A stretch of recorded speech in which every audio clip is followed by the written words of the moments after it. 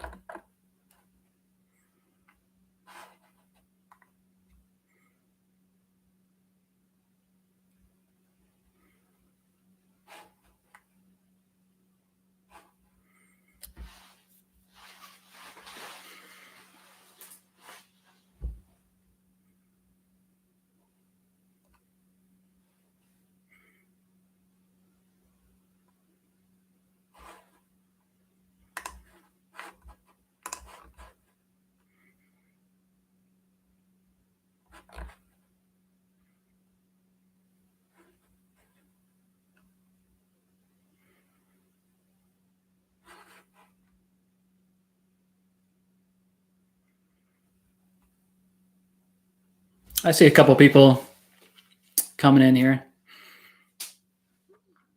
We'll give it a couple more minutes.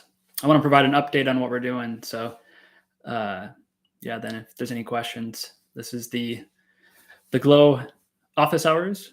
Um, so it's an ask me anything type of hour. We can cover anything we're working on and provide updates to whatever you're curious about.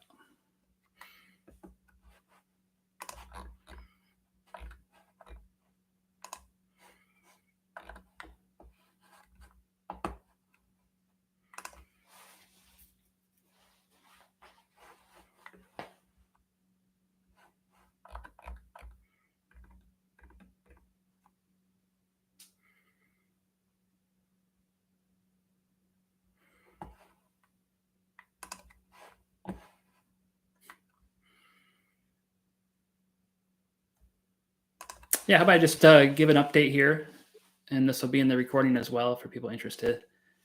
Well, first, I always like to mention what we're doing. What is Glo? We're basically building the anti-poverty version of the US dollar. And what does that mean? Well, if you convert your normal money into Glo, it's going to allow us to generate basic income for someone in extreme poverty. So technically how we're going to do that. So we're going to create the Glo dollar. We're a nonprofit. It's a fully backed stable coin.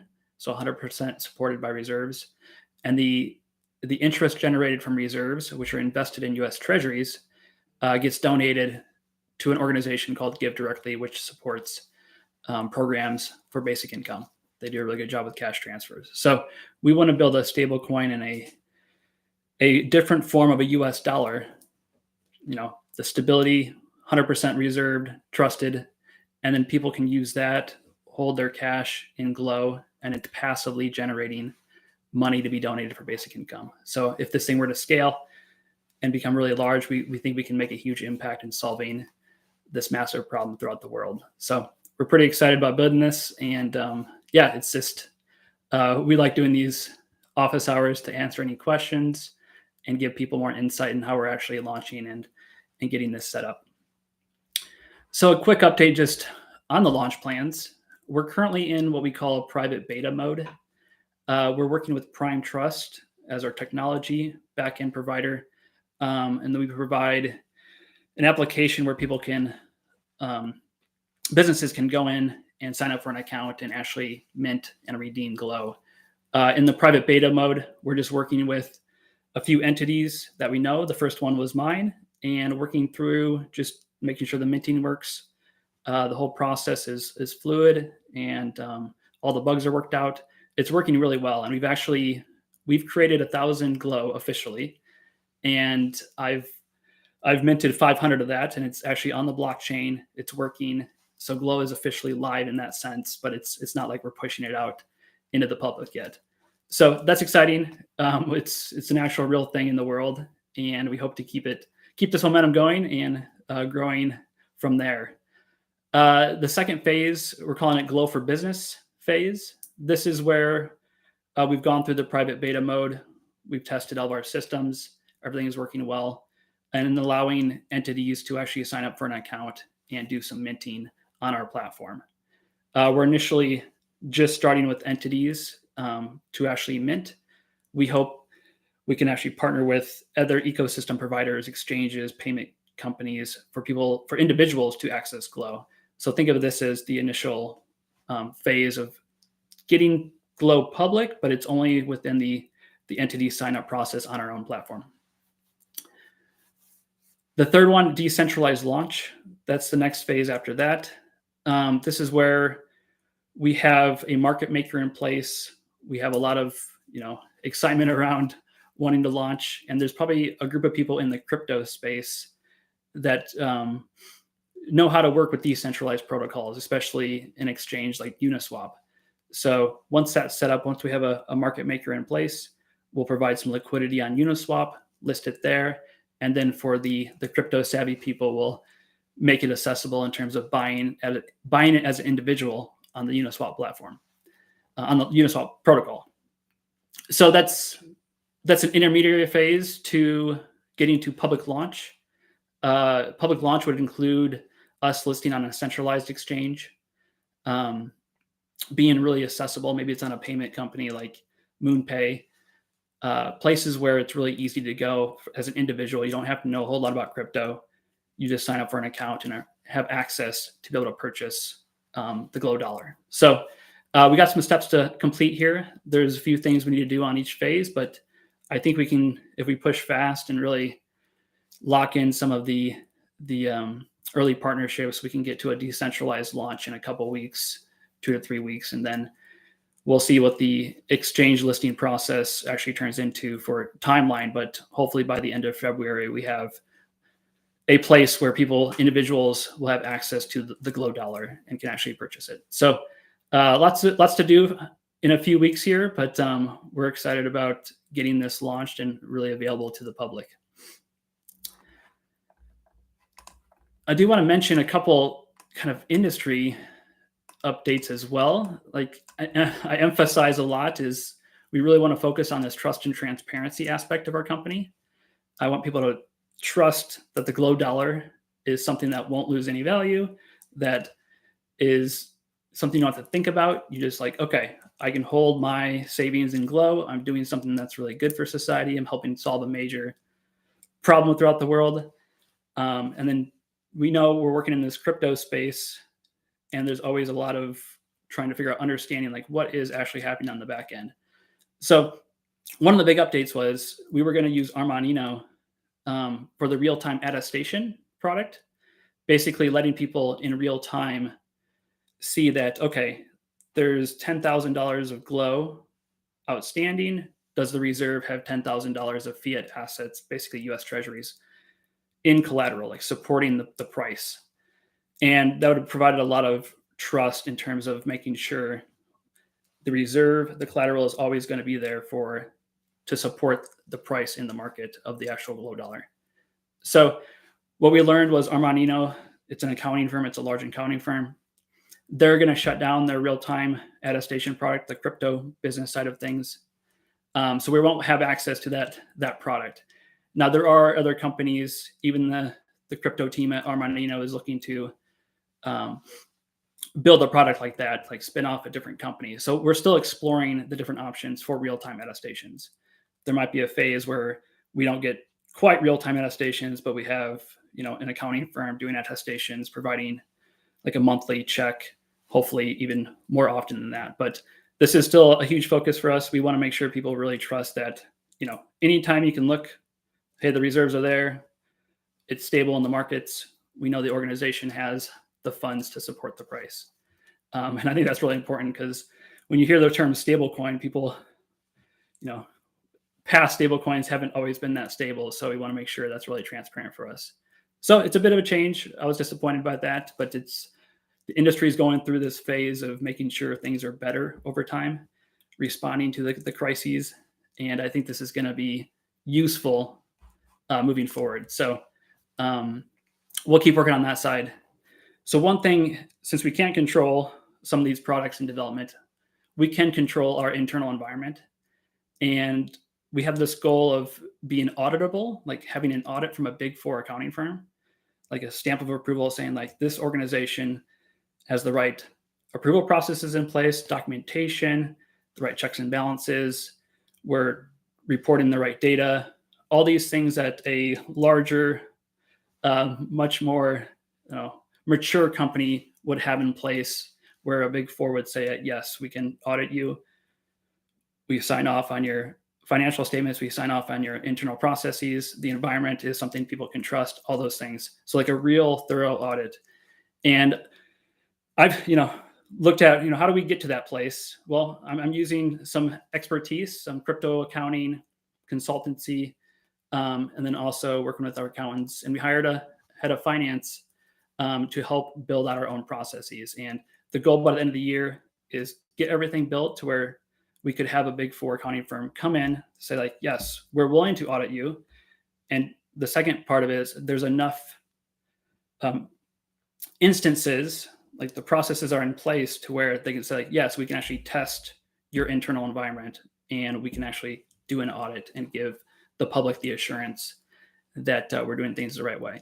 So just going through this and building it out, it's going to be really useful for us to actually, make sure we're doing things on a very, very professional level, and something that we would love to just keep sharing, because we have no incentive as a nonprofit to want to not be 100% transparent on anything. So yeah, I think the trust and transparency stuff is a big challenge, but I find it really rewarding to think about how organizations can do that better, especially in crypto. Okay, I'm wondering, yeah, if there's a few people on here, any questions? I kind of mentioned the hot takes on the crypto contagion. Nothing really more there. I think there's some positives around, people responding to what's happened in the last few months. Of course, with FTX, I know the partners we're working with, they're like, yeah, we know we need to be more transparent. We need to provide all of our clients with more information.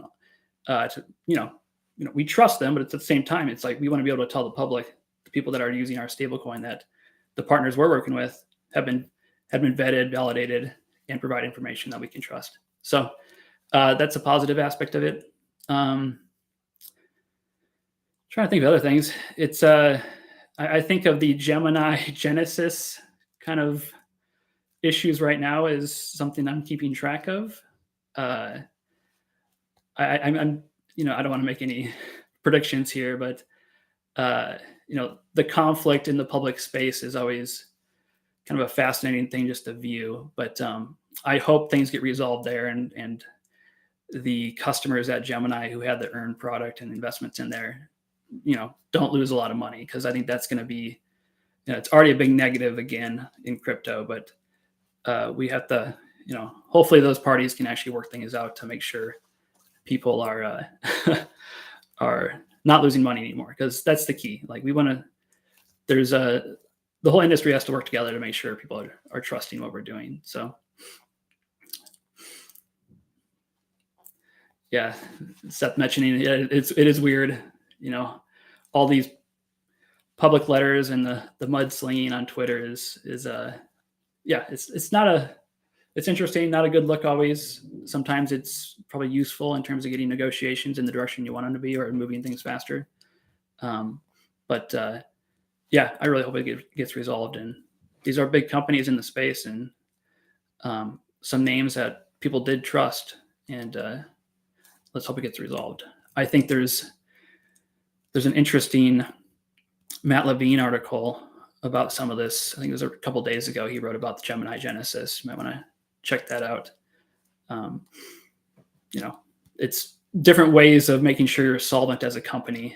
There's some tricks and gimmicks around that. I don't remember all the details, but it's something like, I hope we're not using gimmicks in the space to make sure things are solvent. We need to use actual traditional, bank practices to make sure customer funds are safe. So lots to catch up on that.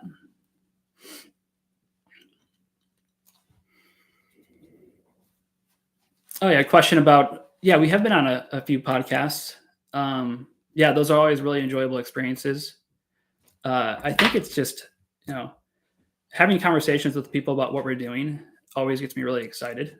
It's like telling the story, like, okay, we think a stable coin, the Glo dollar, could have this huge potential of solving a major problem throughout the world. And I always go back to sustainable development goal.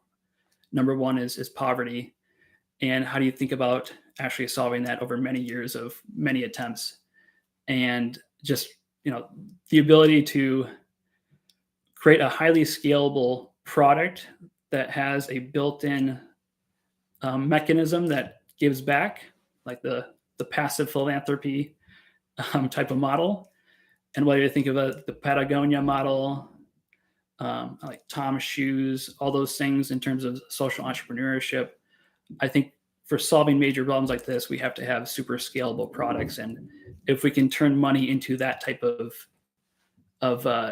product, it's going to be really huge. So I hope people really get excited about that. And I think a lot of those conversations come back to the ideas like, why are we doing this? Well, we love thinking about these problems, and we really want to make a big impact.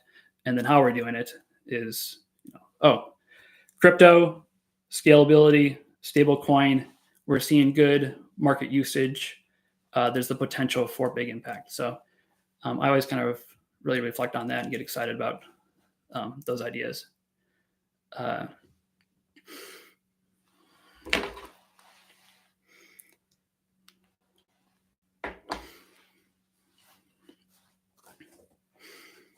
I think, yeah, with the latest podcast conversations too, the crypto environment gets brought up too. So I think it's always a good opportunity to rehash why we're doing things differently, why we're actually, as a nonprofit in this space, we're building this utility for the crypto economy and hopefully for the broader money movement world. But yeah, that's pretty important.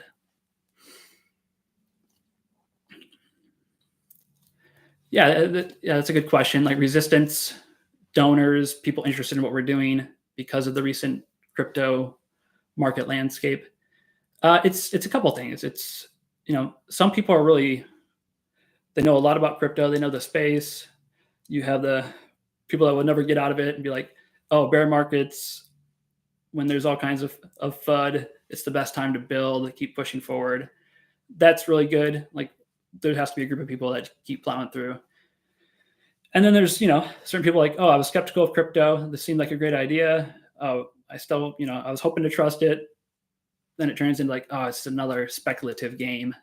Well, it's good to think of, we're not doing anything speculative. We're just using blockchain for, I think it's the killer app of blockchain is the stable coin, the actual transfer of value and making sure we can have a global type of money that's super efficient to use. So there's just more effort in kind of framing what we're doing relative to all the speculative type of activities in this space. And I hope over time people don't view it as just crypto stablecoin. It's just a different form of a dollar, a different form of money. And there's a lot of different forms of money. And I think there's going to be a future where you might be using stable coins on the back end. Applications will just use it for settlement and transfer, and people won't even know it's a stable coin. And it's basically just a form of a dollar that's being used. So yeah, it's just the conversations have to be framed in different ways, and it takes a little more effort to sell the idea. But I think over time, this killer app of blockchain is going to keep going forward. All right, a couple other questions.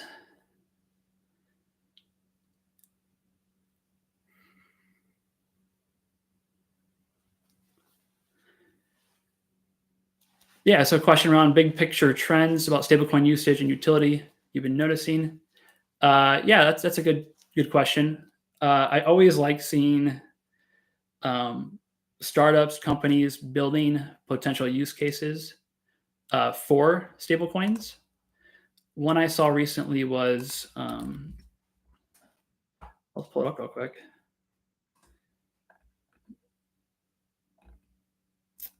Yeah, it's Ondo Finance. They had an announcement a couple of days ago I thought was interesting. They're looking to actually tokenize treasuries and some types of bonds, like institutional grade bonds, on chain. So the whole idea is it'd be a really easy way for stablecoin holders. So think of like stablecoin, just the dollars you hold on chain, on the blockchain, to actually use it to buy US treasuries, tokenized US treasuries that earn interest. So similar to what we do on the back end to earn our basic income. So you could use our stablecoin, buy treasuries, earn interest, which 3 to 4% is a pretty nice return for just savings and cash you're holding.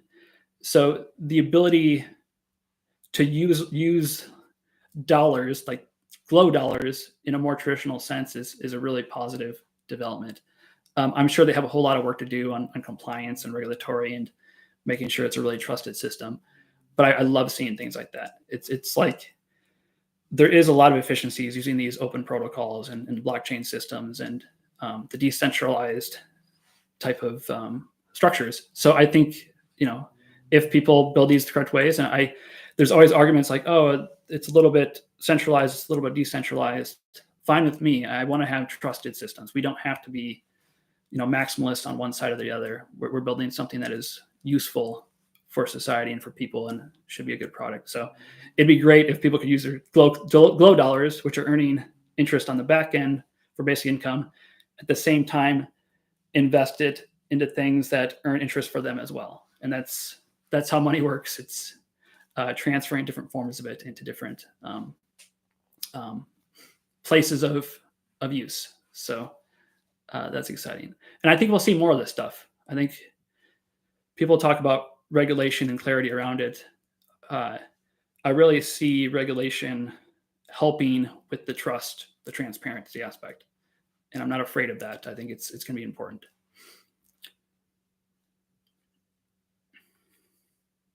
Question around, thought about investments that have higher yields. So I'm assuming this is about what we invest in. So when we take in real US dollars, the normal US dollars, and we invest in US treasuries, we've obviously thought about, like, how can we earn the most amount of interest? Because that's going to provide the most amount of basic income for people in extreme poverty. Now, the ideas we need to focus on is well, it needs to be super trusted, super liquid, basically transferable into cash readily. And the conclusion is, U.S. treasuries are that investment. And early on, especially, we're not going to deviate from U.S. treasuries. It's maybe over time, certain institutional grade, really high level investments make sense, but it's going to be U.S. treasuries for a long time, because I don't want people to think we're going to actually change any type of strategy. So, and earning 3 to 4% on U.S. treasuries is still a really good interest rate. And we talk about, just holding about $17,000 of Glo, not donating, just buying Glo, holding it as like a savings, is enough savings to generate basic income to lift somebody out of extreme poverty. So interest rates at this level are very useful with U.S. treasuries.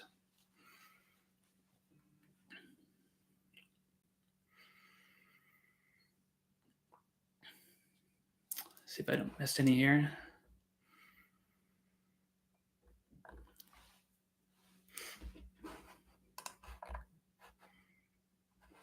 A question about, this is good. Speculative question here.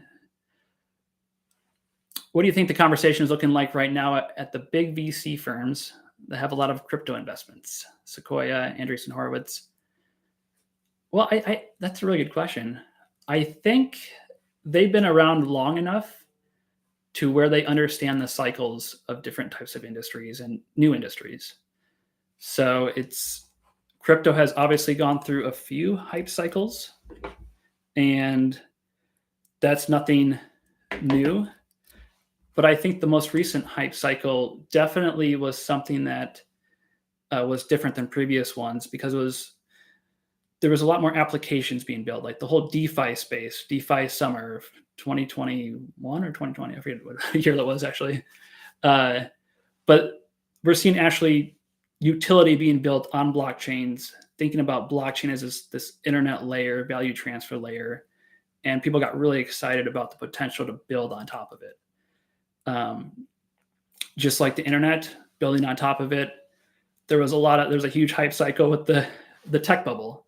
And I think people learned a lot from that. It's like, you should probably be very careful when people are overly bullish with any industry, any new type of technology. So I think the VC firms have seen these hype cycles, have gone through them, and understand certain time periods where investment is, it's a good time to invest. It's a bad time to invest. So I don't think there's any, it's hard. Like, I think there was so much excitement around crypto. I know Andreessen Horowitz definitely really was a big promoter of crypto and raising tons of funds, but I don't think they were thinking short-term on this. And you can't think of short-term gains in VC space. So I think there's probably a lot of conversations around, oh, you were wrong type of thing, but are they wrong? Maybe. VC investments, great percentage of them do fail, but if you catch on to something early in an industry that's going to grow and become really large, it's going to be really big. So I have a feeling they're going to wait a few years before they make any big changes on their strategies.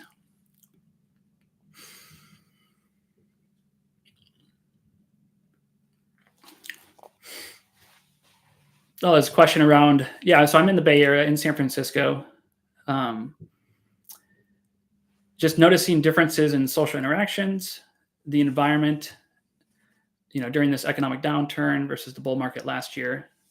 There's definitely kind of a change in mood.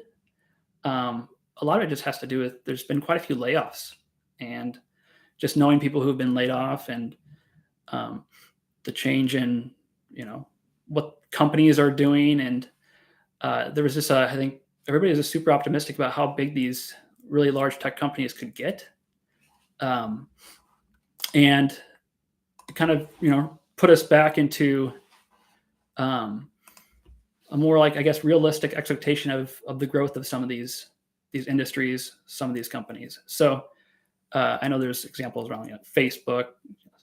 That's a whole pivot and kind of debates around that. But Salesforce, just the growth rates there and expectations around that. But yeah, there's nothing. I think San Francisco's pretty robust to these changes in the market environment. It's a very entrepreneurial, disruptive type of mindset, and I think there's a lot of people are just really optimistic about building great things.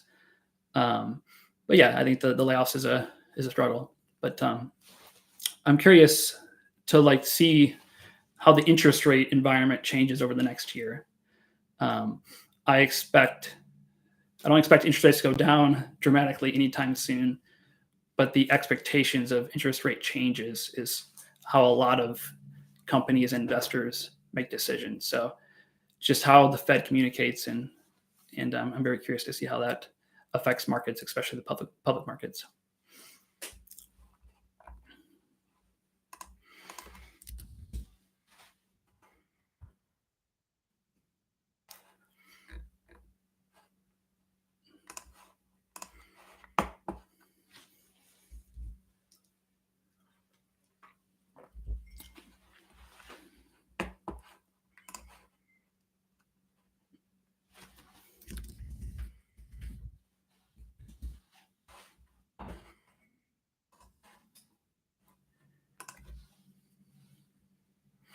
Yeah, so like mentioning, why basic income, and especially, compared to other types of charitable investments or donating to different types of causes. Well, that's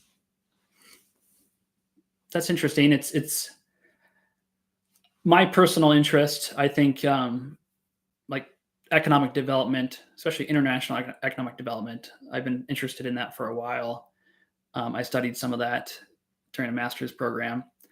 There's major challenges around different growth throughout the world, and a lot of that was like institutions and different rules and different environmental variables that make a difference in how people grow societies, grow economies, build wealth, all those things. And then, looking at what Give Directly does, kind of just the practicality of cash transfers and what they've done over the last several years and the impact they've shown, was like really inspiring in that realm. It's like, oh wow, okay, cash transfers, kind of a ground up approach to providing, a better means to consume, invest for the individual, and create longer term decision making for individuals in extreme poverty, and having like sustainability and just a more predictable type of life, is really showing a huge impact in terms of the greater goal of solving poverty. So yeah, I think that's really important. Like, we do have evidence that basic income in this extreme poverty setting is working well. Now, it's not tons of years of evidence, but I think there's enough to be like, we need to try this, continue trying it, and scale up the impact of it. And we think with the Glo dollar, we can actually do that. So that's why I like basic income. I just really think it's a really useful tool. There's all these ideas too, like letting the individual choose how best to spend money is probably a more efficient or optimal way of allocating resources. Not every dollar is going to be spent how we think what's important, but the individual knows best what they need to consume, what they need to invest in, and we want to give them that power. And I think that's important in the basic income kind of discussion. The other activities, there's a lot of other things that need to be solved in the world, and I think there's really impactful things we're doing. But as an organization, choosing basic income is very much, we don't have to decide what is the best form of giving or charitable activity.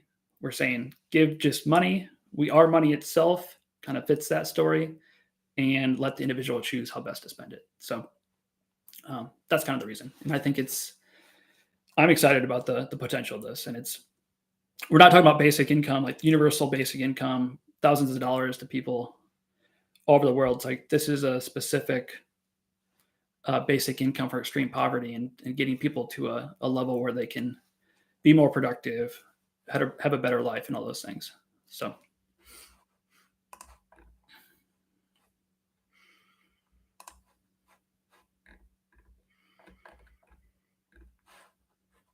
I think I read a tweet recently too. I think Paul Graham mentioned something about giving away lots of money always results in some type of negative feedback. So yeah, the least controversial thing I hope is letting somebody choose how to spend charitable giving. And I think that's it's not entirely not controversial, but I think it's an important way to think about it.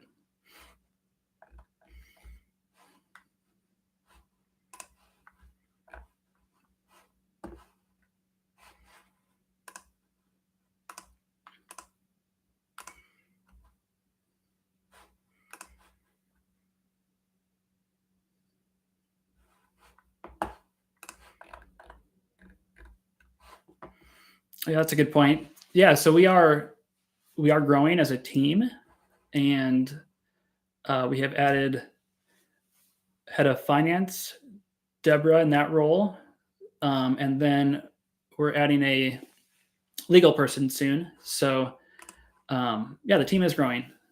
13 people we'll have. Yeah, it hasn't. My job as a CEO hasn't changed dramatically. But it is quite different than starting with just a couple people trying to build an idea. It's interesting, like when you bring on somebody that adds capability to your team, it's like a feeling of relief. It's like, okay, good. Now we can move faster in this direction, have more confidence in our decision making, all those things. So I get really excited about that. And it's like, all right, less stress on my end to make sure we're doing things right. So that's really important. And I think we're getting to a place where like we have all the key components of a young, smaller organization that can really do a lot of good things and like start to scale and build out all the processes and the organizational aspects that are very professional and something people can trust. So those capabilities are really, really being added in, this month and next month. So pretty excited about that. And we are going to continue hiring. So I always encourage people to check out our jobs. We'll definitely be wanting to build our audience, spread the word. We need marketing people thinking creative, all those things. Yeah. And so I want to emphasize, like, please follow us on Twitter. We want to have, a good audience when we get to these launch phases, get people excited about buying Glo. Demand is an important part of early growth of a stable coin. So definitely share what we're doing and help us out. Spreading the word is going to be really appreciated.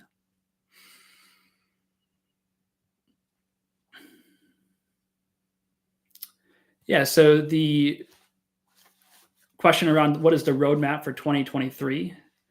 Think of Q1 is our launch phases. I mentioned those. So private beta, we have our Glo for Business phase, getting to the decentralized launch, and then a public launch with some partnerships where we can actually sell to individuals easily. Now, further on, it's going to be a lot of growing those activities. So more listings, more availability places, creating more places where Glo has direct utility, talking to DeFi protocols. I think there's a whole lot of places. Anywhere you see USDC or USDT, products denominated in a stablecoin, which there's a whole bunch now because it's such a useful tool. We'd want to be part of those conversations. Like if you're going to build a product in this space, in DeFi or anything in crypto, think about the Glo dollar as the unit you denominate your products in. We'll also be pursuing, non-decentralized finance as well. I think there's a lot of places where stable coins can be pushed into just general use, even in 2023. And I get excited about different companies leveraging stable coins. So we'll want to definitely talk with those. We want to build tools too, like get people excited about using Glo, adopting Glo. I know the tech team wants to build some dashboards, giving insights into how much Glo is out there, keeping track of people who hold it and like the excitement around it. So we hope to provide some interesting value add tooling around that. And then, a lot of it's part of this roadmap is a lot of marketing and getting this, it's an idea that we have to spread widely because it can be adopted widely in that sense. So excited about really pushing this out there.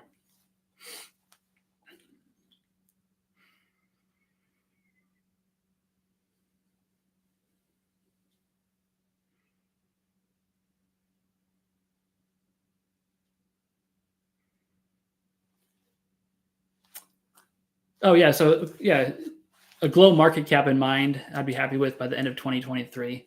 That's a great question. End of 2023. I don't make any promises here, but we do want to grow, like exponentially grow. But like starting from zero, getting to a big number can happen fast. It might be slow at the beginning, but it can really grow fast. The first milestone, $1 million, and then we're in there. People are starting to use it. There's some market cap. There's liquidity in markets. The next milestone, and this is where I think of the level we want to be at to be tier 1 exchange. It's like there's market cap out there to support lots of trading volume. That's $100 million of market cap. Now, saying by the end of 2023, a lot of things will have to go right. And I think it's totally possible to, potential partnerships to get to that type of number. But that's, I'm not going to make it a specific goal, but that's my thinking. It's like we have to have efforts in place to really grow this fast to get access to even larger places where individuals can easily access the Glo dollar. So, I don't have a specific number for 2023, but in that range is where we want to be approaching. Now that takes a lot of effort to get this idea spread, people excited about purchasing Glo. And I look at past growth in stable coins. USDC grew super fast. They were kind of great timing with that bull market. Tether, very early mover in this space. So there are some environmental things we'll have to consider, but we'll definitely do our best to grow this as fast as possible.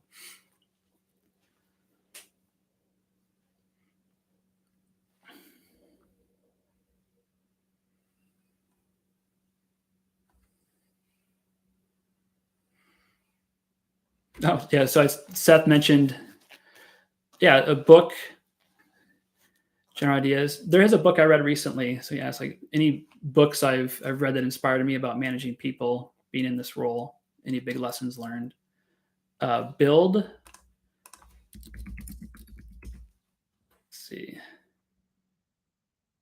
So this is Tony Fadell's book. He was at Apple for a while and worked on the iPhone, the iPod. I read that book recently, and I thought there was some really good insights into like early versions of products. He was building specific products that they sold, but also like there's different versions of teams, which really stuck in my brain. Like early products, a lot of experimentation. Don't know it's going to work. A lot of uncertainty.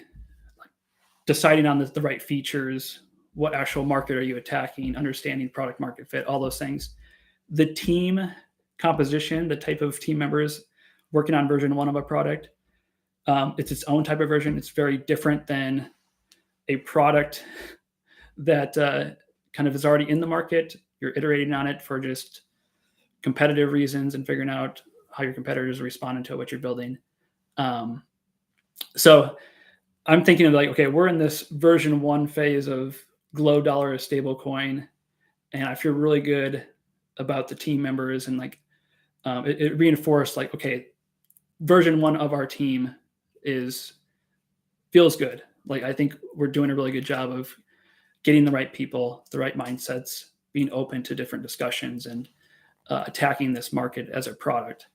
And then keeping in mind, what does version 2 look like? And it doesn't say you switch out the team members, but maybe you add some capabilities with new team members.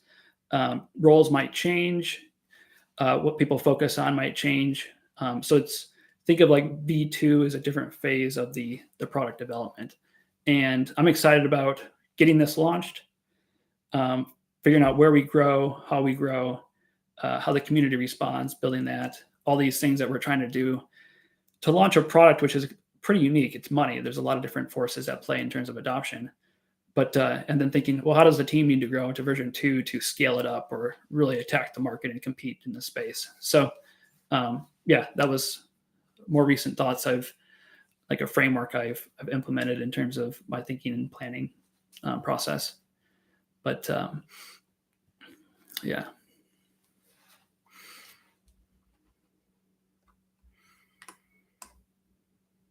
Yeah, I'm excited too. We're working on pretty exciting things. It's money doesn't seem exciting at first, but then you think about, okay, what is money? How has money changed over time? What the history of money? What is the actual use of money? It's just transferring value, exchanging goods, making things more efficient in a modern economy. And I think this is the next phase of money. And if we can embed some philanthropy and some social good out of it, I think it's a pretty transformational idea.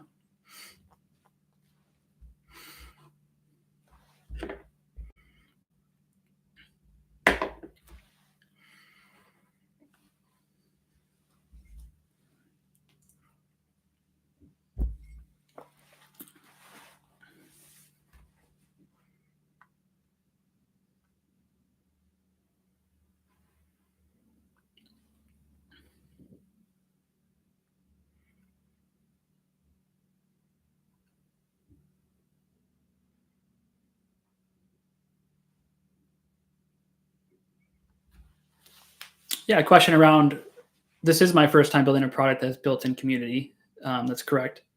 And it's, community is a huge aspect of our success and growing the community, because early support and early adoption is really important for the product of money. So community members out there, we really appreciate you.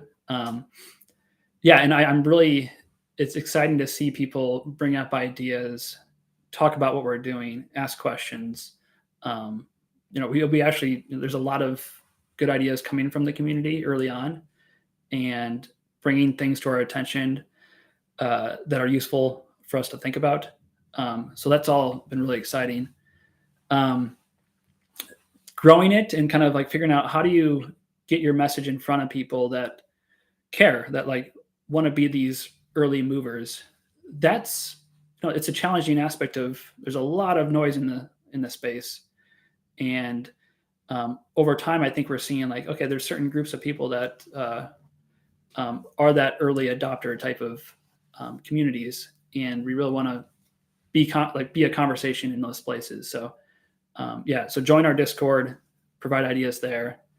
And there's definitely just the casual conversation is useful too. It's nice just to be interacting with people in our community as well. So we really appreciate that.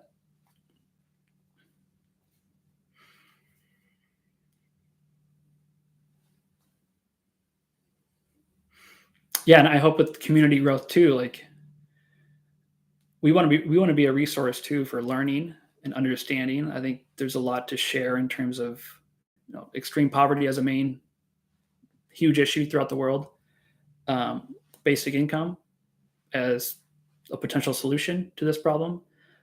In the crypto space, what we're learning in crypto, how the industry views what we're doing, or how we think we can impact the industry and be a positive force in it. All those things we're learning a lot as we build this. So bring questions to us. If you're curious, reach out to us. We're happy to have chats and share our learnings and help people. If there's entrepreneurs in our community and want to build things, we'll support your projects and kind of work through all those things. So use us as a resource. At the same time, you spreading the word and building our community is going to help us succeed. So we definitely want to give back in that way.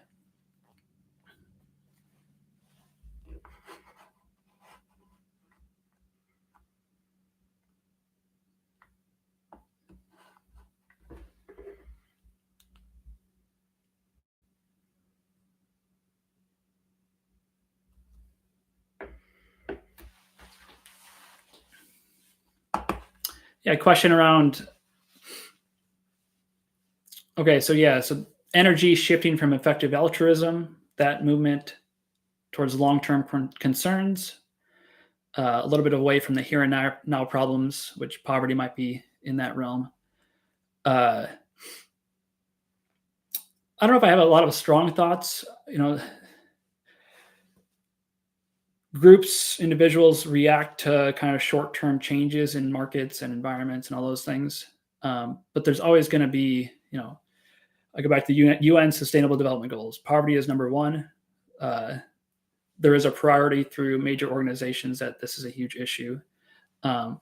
Obviously, effective altruism is a strong organization, but I think there's still a lot of people that are, would want to prioritize this. So, this is, we want support anywhere, and we can't solve every problem in the world or change it because of the most recent news cycle or anything like that. But so I'm not too worried about it. I think, we just need to focus on what we're doing, do it the best we can, and show impact, and then that'll help us grow in influence and kind of help shape the conversations about what's impactful for actually doing charitable activities. We can do one more question for sure.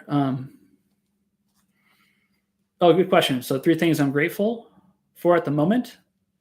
In the professional work environment, I'm grateful for all the team members, what we've been doing. Anybody who's the community who's supporting this, that's really important. I'm grateful for, on personal side, my family, and the opportunity to do this as well. So, it's, I wake up every day. It's like, oh, this is a fantastic opportunity.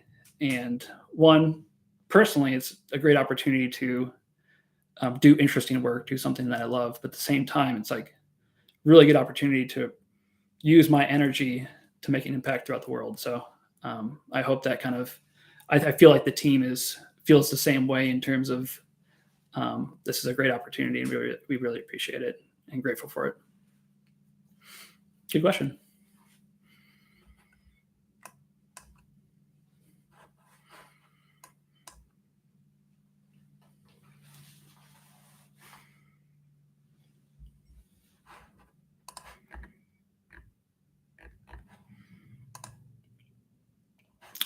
All right, I think we're going to wrap up for today. We'll do another one of these. We're trying to do early, like the first Thursday of each month.